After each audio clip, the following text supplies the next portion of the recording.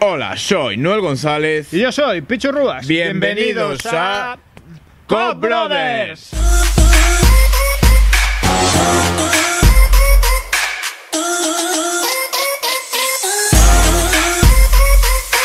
Bienvenidos a Cop Brothers, bienvenidos un día más a nuestro canal. Hoy estoy con prácticamente una eminencia de Ourense. Sobran las presentaciones, estamos con don Diego Campo. Hola, muy buenas. Bueno, pero eminencia poco.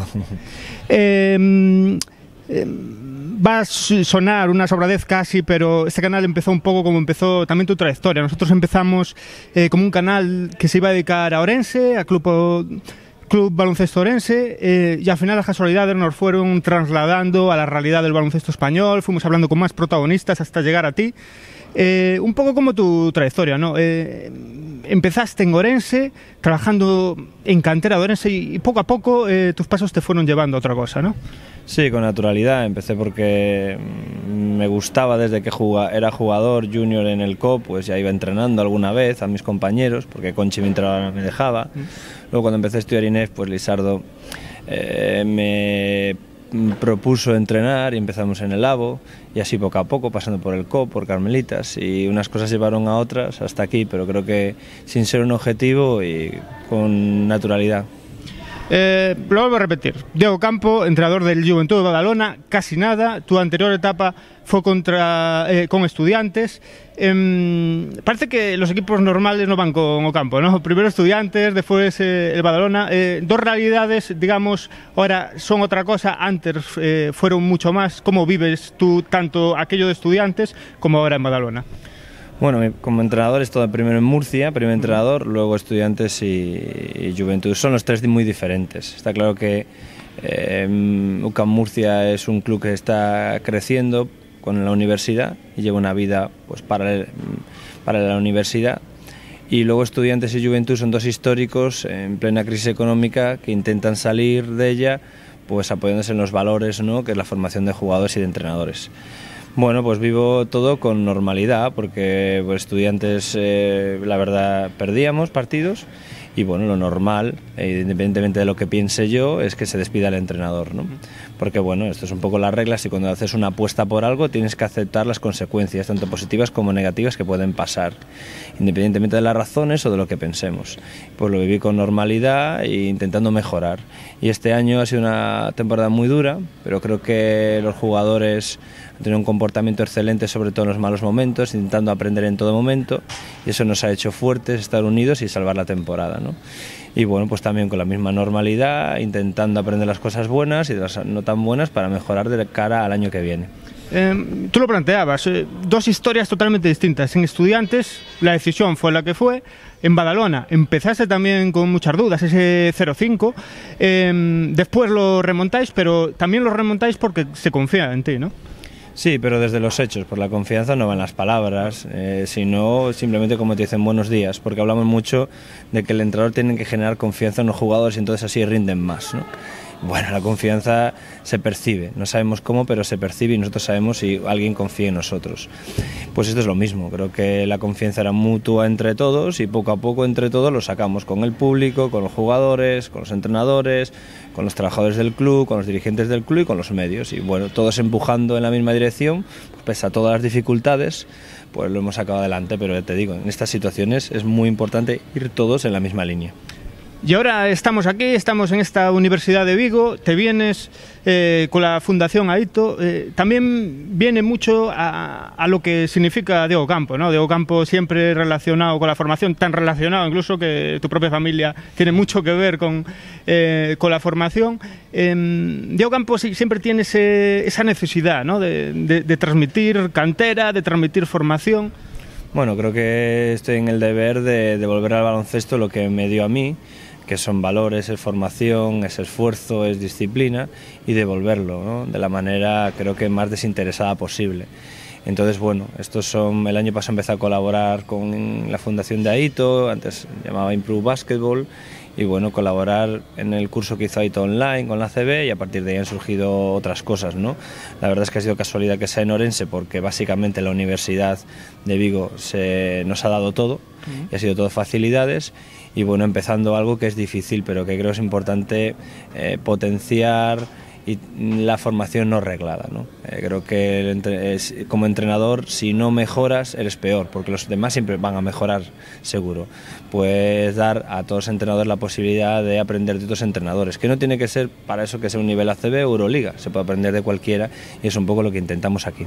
Oye, ¿cuántas veces te preguntaron esto de defíneme a Aito, defíneme a Pedro Martínez? 1 millón, ¿no? Sí, muchas veces.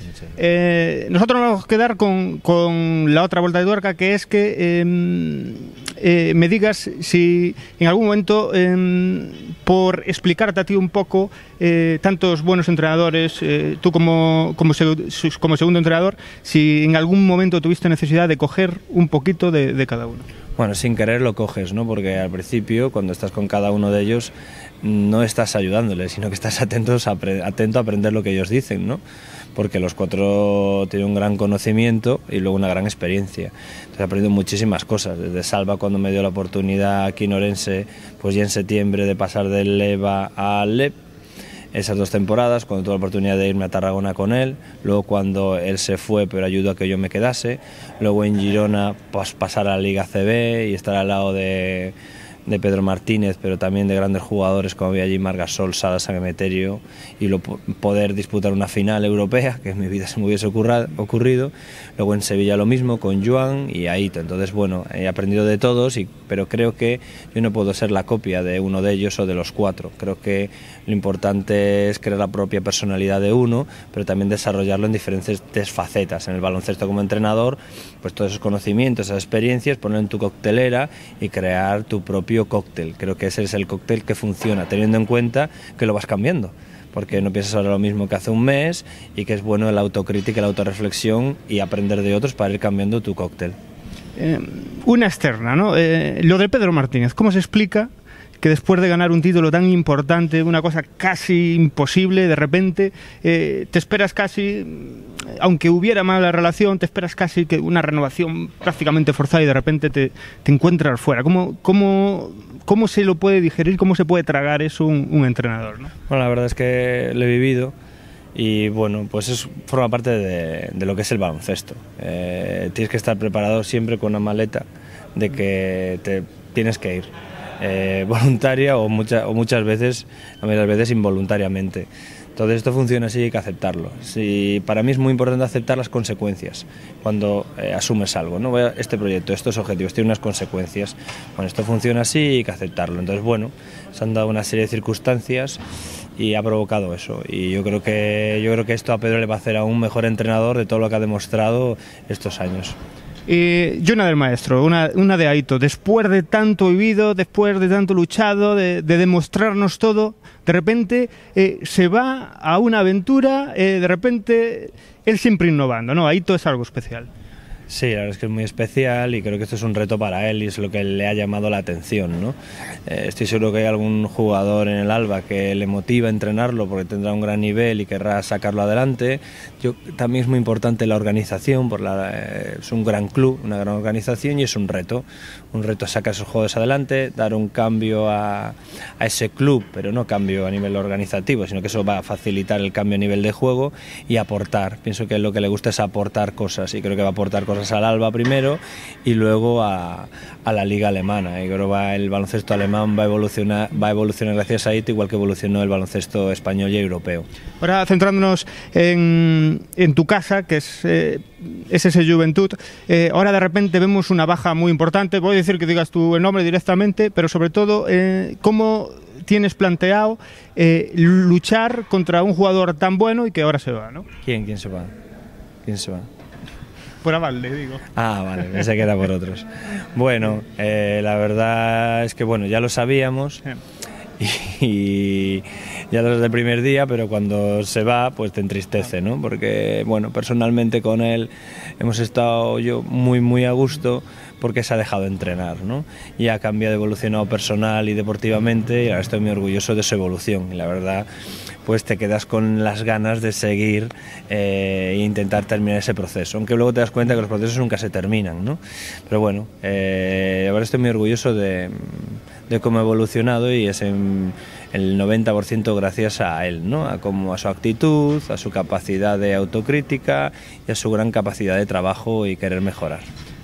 A Valde nos parece una esponja, pero justamente en años anteriores faltaba justamente ese golpe en la mesa, ese esfuerzo en el rebote. De repente llegas tú, lo coges, le das seguramente muchísima importancia a eso, para un alero alto como tú. ¿Cómo planteas ese inicio de temporada? Y evidentemente lo coges y le dices, aquí hay que ponerse los machos, ¿no? Sí, pero es poco a poco, porque lo importante es que el jugador se convenza de lo que tiene que hacer. Entonces, claro, eso lleva un proceso. Primero, conocerlo a él, porque es muy importante para llegar a alguien, conocerlo y saber por dónde y cómo hablarles y cómo corregirle, ¿no?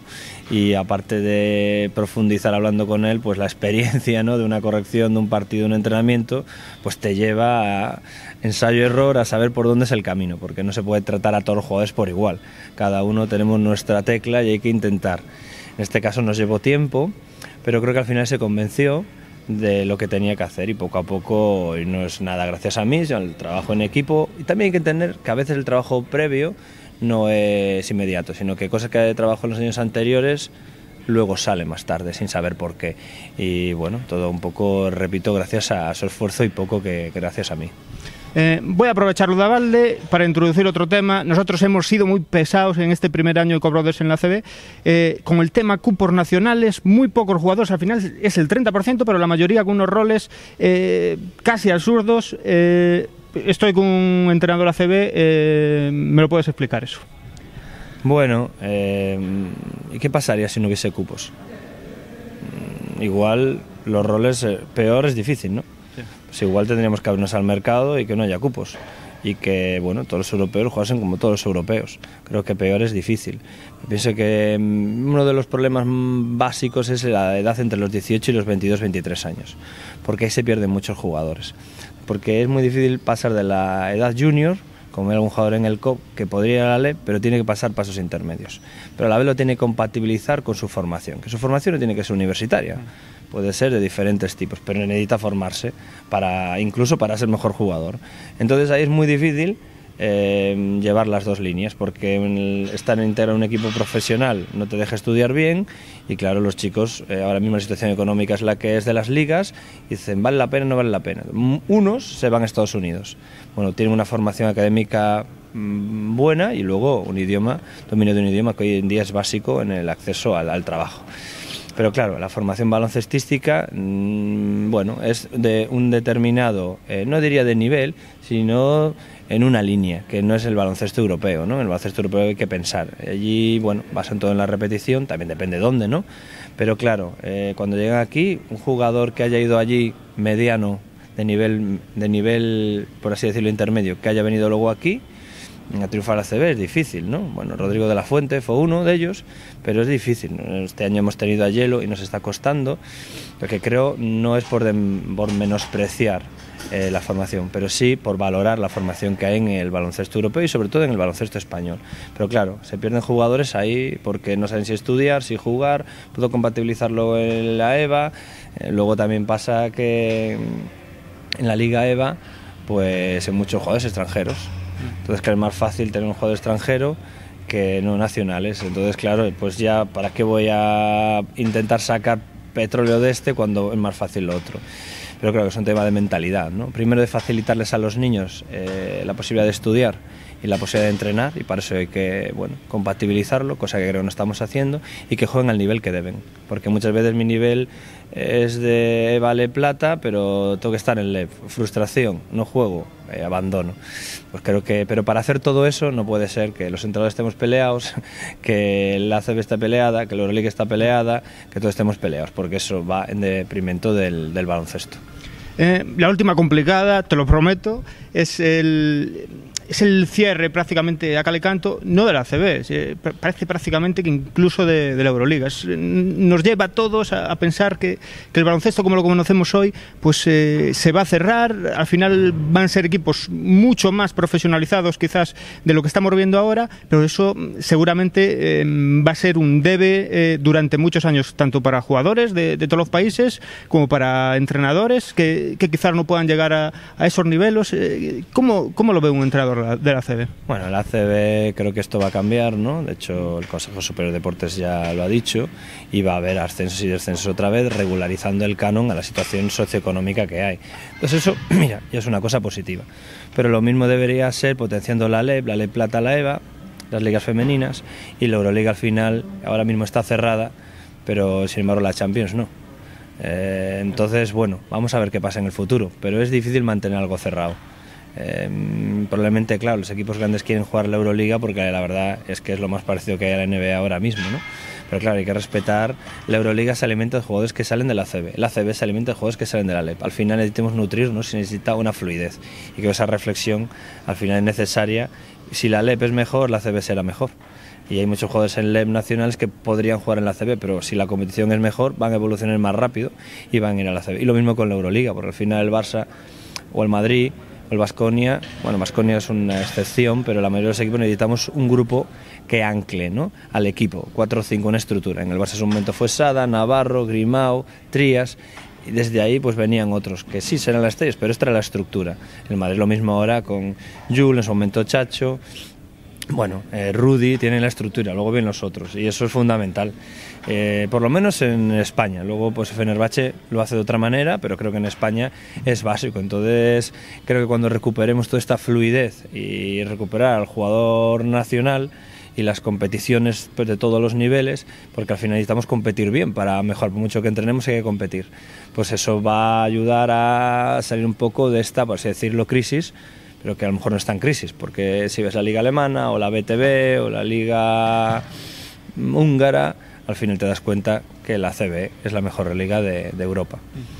En este periplo de entrenador, de segundo entrenador, te hemos visto viendo el desarrollo al final de muchísimos jugadores que a día de hoy están en la NBA. Y la pregunta más bien es, ¿se huele ese talento cuando tú estás en cantera, cuando trabajas con ellos? ¿Se ve algo especial de cada uno?